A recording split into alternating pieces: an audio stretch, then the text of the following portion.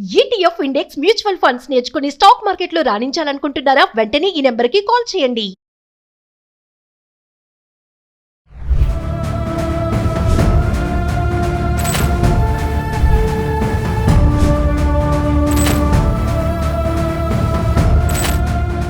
Hi, hello, నమస్తే, welcome back to Suman TV. ప్రస్తుతం మనతో పాటు ఉన్నారు అడ్వకేట్ డాక్టర్ సల్మాన్ రాజ్ గారు. సార్తో మాట్లాడదాం. నమస్తే అండి. నమస్తే సార్, ఇప్పుడు పాస్టర్ ప్రవీణ్ పగడాల ఇన్సిడెంట్ చూసుకుంటే చాలా అది ఒక మొత్తం అన్ని వీడియో ఛానల్ కానీ మీడియాలో కానీ ఒక సెన్సేషన్ అయిపోయింది అనుకోవచ్చు. ఈ మధ్య కాలంలో చూసుకుంటే ఈయన కొంచెం పైకి వస్తున్నారు, మాటలు ఆయన గురించి మాట్లాడుకోవడం కూడా జరుగుతుంది. ఈ క్రమంలో ఇలా జరగడం అనేది ఒక బాధాకరమే. మరి అసలు దీన్ని కొంతమంది మత రాజకీయాల వల్ల జరిగినటువంటి కుట్ర అని అంటున్నారు. అంటే అసలు అలా అంటే మీ అనాలిసిస్లో ఏం చెప్తారు? బేసిక్గా పాస్టర్ ప్రవీణ్ పగడాల గారు, ఐ నో హిమ్ అండి. అంటే హనీ జాన్సన్ కేసులో అంతకుముందు Honey Johnson pastor garu arrest అయినప్పుడు హీ కాంటాక్టెడ్ మీ. సో అట్లా since then we know each other. ఈయన ఏంటంటే he was working, pastor Praveen Pagadala ఆయన రక్షణ టీవీలో పనిచేసేవారు. సో రక్షణ టీవీలో ఉండగా ఆయన కొన్ని ప్రోగ్రామ్స్ చేశారు. అంటే calling different religious heads and different religious ప్రీస్ట్లను పిలిచేసి ఆయన చేశారు. సో దాంట్లో దే వాజ్ ఒక పర్టికులర్ డిబేట్ అది కూడా పెట్టారు. సో వీటి వల్ల కూడా we don't know like what exactly ఏం జరిగిందో, ఎందుకు టార్గెట్ అయ్యారు. ఫస్ట్ ఏం చేశారు, నాకు మొన్న ఫోన్ వచ్చింది. ఆయన Vijayawada minority commission vice chairman call చేసి, అన్న ఇట్లా ప్రవీణ్ గారు చనిపోయారన్న, యాక్సిడెంట్ అన్నారు. అప్పుడు దాకా ఇంకా మనకి న్యూస్ ఇంకా ఎవరికి తెలియలేదు. ఫస్ట్ అక్కడ వాళ్ళ ఫ్యామిలీ, వాళ్ళ బ్రదర్ ఇన్ లా ఆయనకి అక్కడ సిఐ కాల్ చేస్తే వెంటనే ఆయన వెళ్ళారట. ఫ్యామిలీ మెంబర్స్ తప్ప వేరే వాళ్ళకి అంత ఇంకా తెలియలేదు. ఆ టైంలో ఏంటి అని ఆరా తీస్తే ఫస్ట్ యాక్సిడెంట్ అన్నారు. కానీ మధ్యాహ్నం కల్లా చూస్తే అది యాక్సిడెంట్ కాదు, ఇట్స్ అ మర్డర్ అని చెప్పి ఒక ఫ్యూరోర్ మొదలైంది విత్ ఇన్ ఫ్యూ అవర్స్. నాకు మార్నింగ్ 9 అట్లా తెలిసింది. తర్వాత బై ఆఫ్టర్నూన్ చాలా వీడియోస్ అవి రావటం మొదలుపెట్టినాయి. ప్రతి చోట కూడా మన క్రిస్టియన్ వాట్సాప్ మెసేజెస్ గ్రూప్స్లో కూడా ఈ మెసేజెస్, ఈ ఫొటోస్ రావటం. ఇది యాక్చువల్లీ ఇక్కడ ఏం జరిగిందంటే, ఆయన హైదరాబాద్ టు విజయవాడ, విజయవాడ టు రాజమండ్రి నుంచి మళ్ళీ రాజారామ్ నగర్ అని చెప్పి అక్కడికి వెళ్తుండగా మధ్యలో కొవ్వూరు అని ఒక విలేజ్. ఈ కొవ్వూరు విలేజ్ సీసీటీవీలో ఆయన టోల్ గేట్ దగ్గర క్యాప్చర్ అయ్యారు. ఆశ్చర్యకరం ఏంటి అంటే, కొవ్వూరు టీవీలో ఈయన క్యాప్చర్ అయినప్పుడు ఆయనకి ఎన్ఫీల్డ్ వెహికల్ ఉందండి, బుల్లెట్ బండి, అది టీఎస్ రిజిస్ట్రేషన్. మీరు ఫుటేజ్ చూస్తే నిన్న యాక్చువల్లీ ఎస్పీ గారు, కిషోర్ గారు, ఆయన నిన్న ఒక ప్రెస్ కాన్ఫరెన్స్ పెట్టి ఎస్పీ గారు ఈ ఫుటేజెస్ ఇవన్నీ కూడా రిలీజ్ చేయడం జరిగింది. ఆయన ఒక ప్రెస్ కాన్ఫరెన్స్ పెట్టారు. దాంట్లో కొన్ని కీలకమైన విషయాలు చెప్పారు, which I will come to it. ఈ ఫుటేజ్ చూస్తే ఏంటి అంటే, అప్పటికే హెడ్లైట్ పగిలి ఉందండి. ఆయన ఎన్ఫీల్డ్ చూస్తే హెడ్లైట్ పగిలి ఉంది. తర్వాత ఆయన దాన్ని రైడ్ చేసే విధానం నార్మల్గా లేదు. మెయిన్ రోడ్ ఏదైతే ఉందో, రోడ్డు పైన కాకుండా పక్కన సైడ్ వే ఏదైతే ఉందో దాంట్లోంచి మెల్లిమెల్లిగా నార్మల్గా నడపట్లేదు, కష్టంగా పెయిన్ఫుల్గా నడుపుతున్నారు.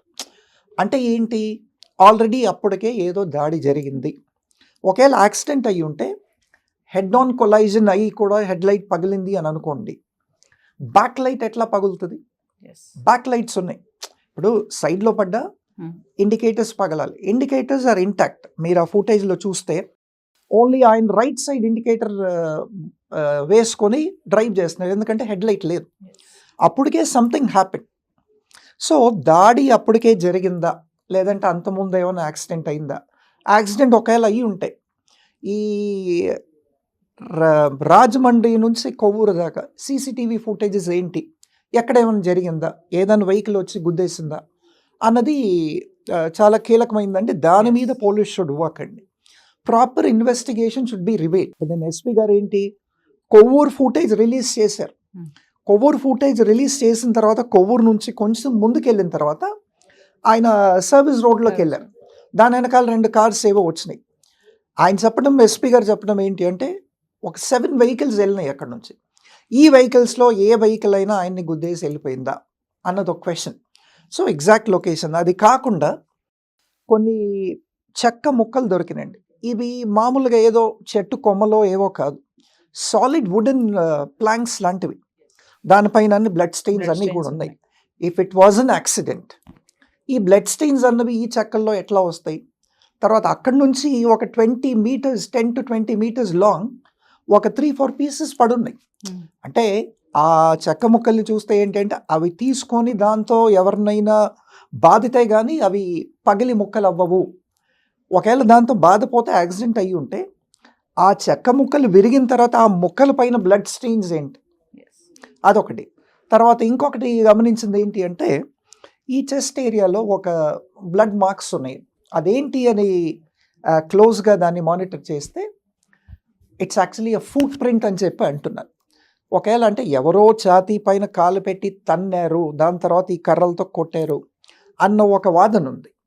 ఇది కాకుండా తలకి బాగా గాయాలు తగిలినాయండి, ఫేస్ అంతా స్వోలెన్. Yes. ఆయన కొంచెం ఫేర్గా ఉంటారు.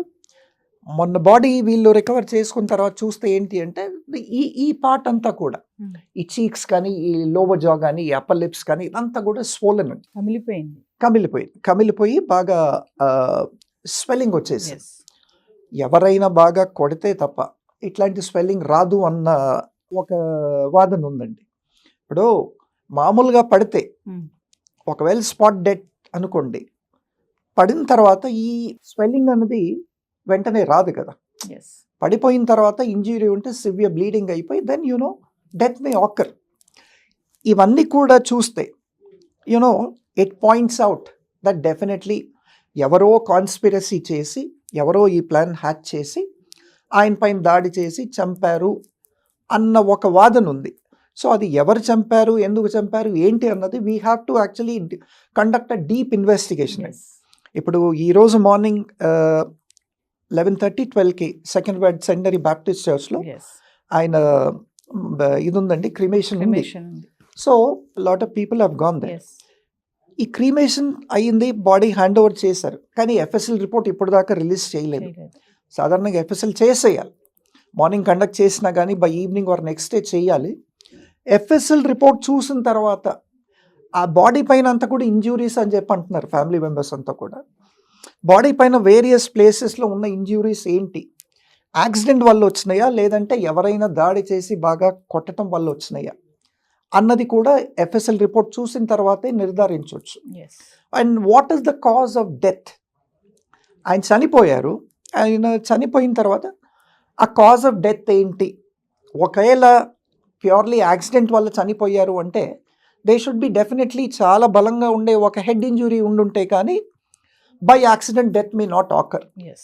అది కాకుండా బాడీ వేరే పార్ట్స్ పైన ఒకవేళ ఇంజురీ ఉంటే it does not lead to mortality or it does not lead to death అండి. Yes. So what is the cause of death అనేది the police has to investigate properly.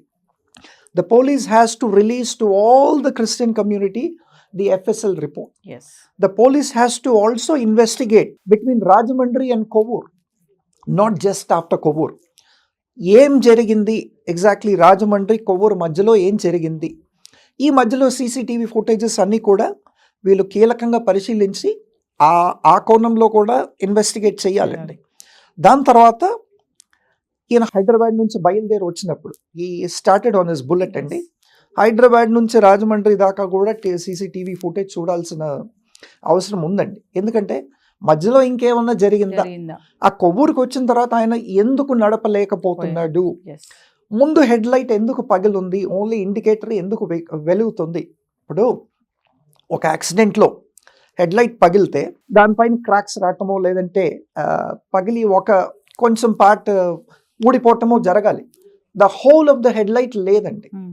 Complete ముందు head light glass ఏదైతే ఉంటుందో పూర్తిగా పగిలిపోయి ఆ holder bulbs అవన్నీ కూడా పగిలినాయి, అవి ఇట్లా వ్రేలాడుతున్నాయి. అది కాకుండా 2 ఇండికేటర్స్ మధ్యలో వెనకాల బ్యాక్ లైట్ ఉంటుంది, దాన్ని టెయిల్ లైట్ అంటారు.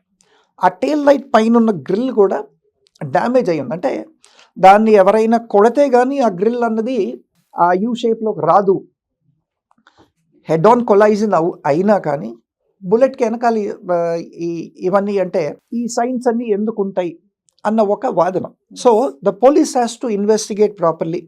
I request the SP Kishore garu and his complete team to conduct a thorough and a proper and a in-depth investigation as to what is the cause of death. Yes అది కాకుండా the FSL report should not be conducted just normally అండి.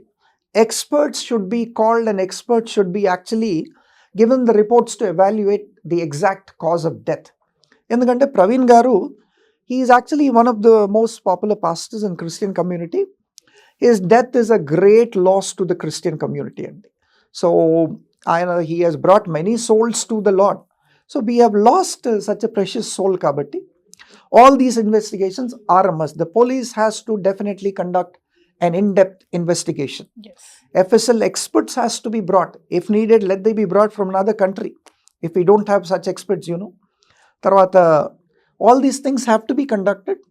Tarvata, motor vehicle inspector ni పిలిపించి ఆ vehicle ఏదైతే ఉందో ఆ vehicle inspection report కూడా తీసుకోవాలండి. ఎస్ ఆ ఇన్స్పెక్షన్ రిపోర్ట్ తీసుకుంటే కానీ ఏదన్నా మాల్ ఫంక్షన్స్ ఉన్నాయా, రియల్లీ అంటే దానికి జరిగిన డ్యామేజ్ యాక్సిడెంట్ వల్ల జరిగిందా, లేదంటే దేంతో అయినా బలంగా కొట్టడం వల్ల జరిగిందా, హెడ్ లైట్ ఎందుకు పగిలింది, టెయిల్ ల్యాంప్ ఎందుకు ఎట్లా అయింది, ఇవన్నీ కూడా the motor vehicle inspector has to also give a report.